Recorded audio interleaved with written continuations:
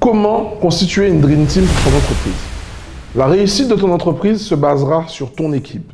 Le travail d'équipe est primordial. Si tu es bon dans ce que tu fais, c'est bien. Mais si tu veux créer une grande entreprise, tu dois savoir alors comment le faire. Alors, note ceci. Ce dont je vais te parler aujourd'hui,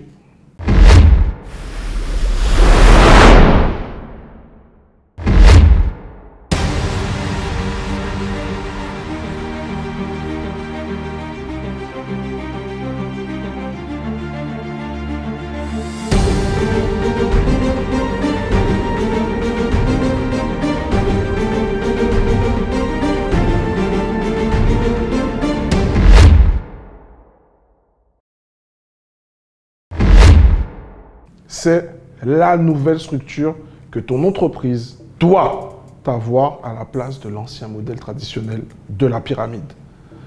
Oublie tout ça. Ceci est ce que tu dois développer.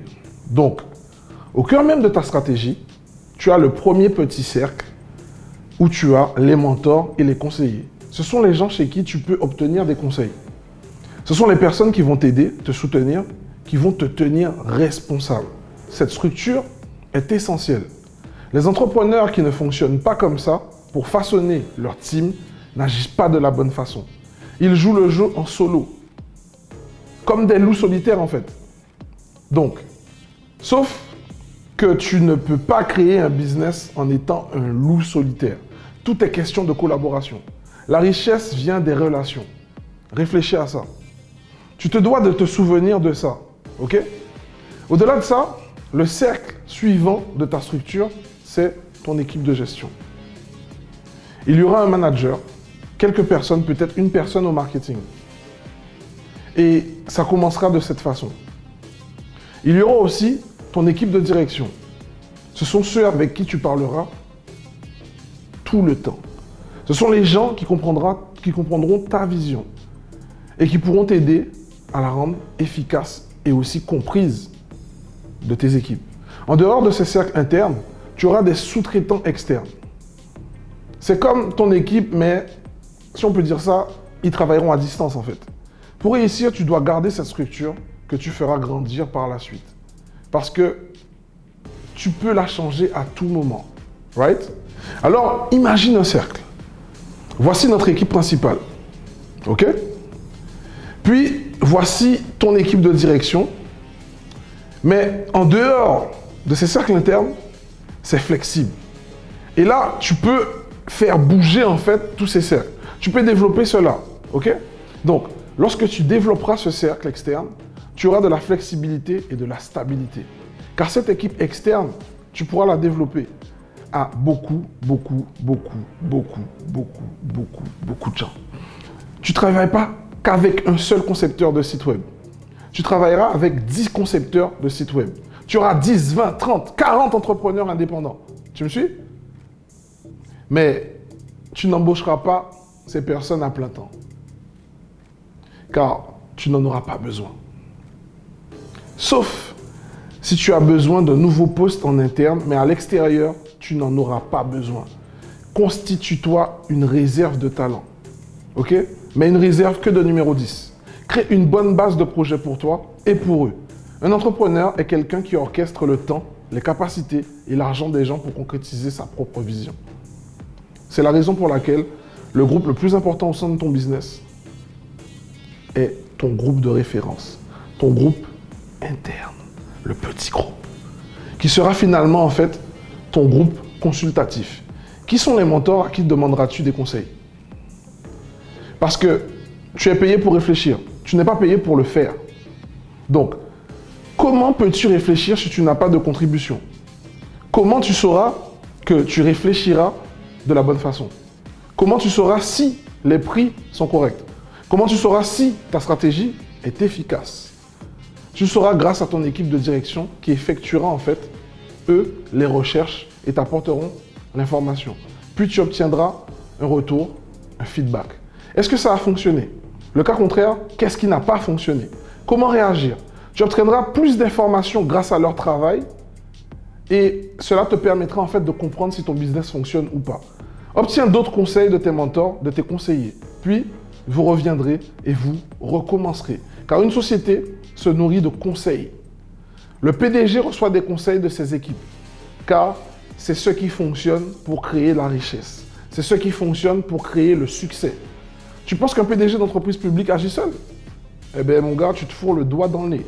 Non, il faut des réunions où des idées fusent. Comme, voici quelques-unes des décisions que j'ai prises. Voici quelques stratégies que je pense mettre en œuvre.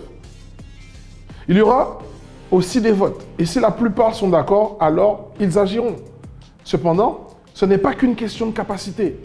C'est aussi une question d'efficacité. Alors sois efficace. Revenons au sujet des prestataires externes. Ton équipe à distance, si tu vois ce que je veux dire. Tu peux te demander comment gérer cette équipe. Comment garder la main sur une équipe qui n'est pas là. Je sais, c'est les questions que je me suis posées dès le départ. Premièrement, tu ne les traiteras pas différemment de ton équipe interne, car elle reste une équipe. C'est la même chose, et exactement la même chose. Bien qu'ils fonctionnent à distance et bien qu'ils soient des entrepreneurs. Cependant, même si ce sont des entrepreneurs, ne les traite pas comme tels. Fais-leur savoir. Tu te demandes pourquoi je te dis ça. Je te donne un exemple. Disons que tu es écrivain. Et que, admettons que tu embauches pour écrire un article. Voici comment tu dois établir la relation avec un entrepreneur. Je te dirais, écoute, j'ai besoin de 3 articles écrits. Tu vas les écrire et ça va s'arrêter là. C'est juste une transaction. Maintenant, prends le cas où je te dis, tu sais, j'ai besoin que tu écrives 3 articles sur ce sujet. Laisse-moi t'expliquer pourquoi. Et laisse-moi te dire comment ça s'intégrera dans l'image globale de ce que nous faisons. Et au fait, voici les valeurs fondamentales de l'entreprise. C'est ce que nous défendons. Tu comprends? En fait, il faudrait que tu inspires la vision. Alors, je vais te faire savoir toutes ces choses, même si tu es un entrepreneur. Tu vois comment ça change la relation. Ces contracteurs externes ont besoin de valeur. Ils n'ont pas nécessairement besoin de rejoindre des réunions d'équipe, mais ils ont besoin de savoir pourquoi tu le fais, pourquoi tu agis, quel est le but derrière tout ça, pourquoi ces actions sont si particulières. Les gens ont besoin de savoir pourquoi ils font ces choses. C'est comme pour les soldats. Un soldat effectuera une mission et on lui dira « J'ai besoin que tu ailles là-bas et que tu assassines cette personne. » Et il ira le faire. Mais ça serait bien mieux si je dis à ce même soldat « Écoute, tu vois cette personne, elle fait des mauvaises choses autour d'elle. Et si cette personne est neutralisée, ça aidera le pays à aller de l'avant. C'est pour ça que nous devons le faire. » Tu comprends ce que je veux dire? Ok. Ici, tu constateras un autre niveau d'engagement. Maintenant, il sait pourquoi ils ont besoin de lui avec nous ici. Contrairement à « je le fais car je suis un soldat et parce qu'on m'en a donné l'ordre ». Et là, en fait, il y a toute la différence. Et c'est très, très différent. Donc, suis ce schéma de cercle. Et c'est comme ça que tu structureras ton entreprise. Parce que, dans ce cas, avec chacun de tes membres d'équipe que tu obtiendras, ils auront en fait une vision claire et précise. Et lorsque la pensée est claire, l'action est facile. Avec le temps, tu géreras ton équipe pour aller de l'avant. Maintenant, si tu débutes, tu peux te dire que « Mais William, je n'ai pas d'équipe de gestion. » Je dirais que cela commence avec une personne. Cette équipe de direction peut commencer avec juste ton assistant de direction. Tu comprends? Et si ça peut t'aider, j'ai commencé avec une personne. Aujourd'hui, nous sommes 15. Ce premier assistant que tu embaucheras fera partie de ton équipe de direction. Alors, commence comme ça, puis tu ajouteras de plus en plus de personnes lorsque tu embaucheras tes revenus. Voilà comment tu te construiras une Dream Team efficace et pérenne.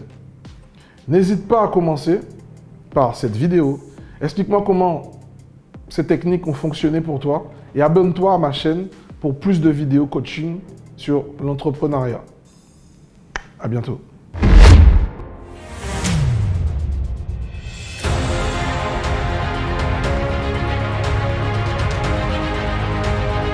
Moi, je recommande fortement l'accompagnement et naturellement riche avec William. C'est une belle aventure, c'est une bonne expérience. Voilà, donc pour moi, c'est que du positif.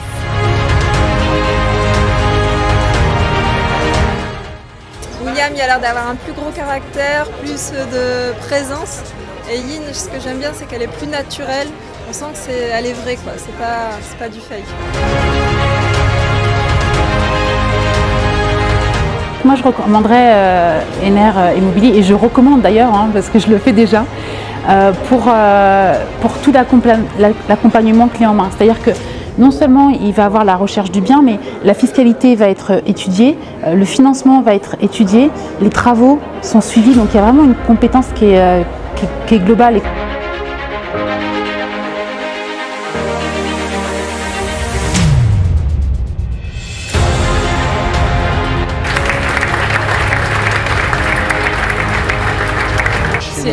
C'est inspirant, oui, de voir qu'on peut réussir comme ça à deux. Donc, non, c'est motivant, ouais, pour aller en. Non, c'est bien, c'est un exemple.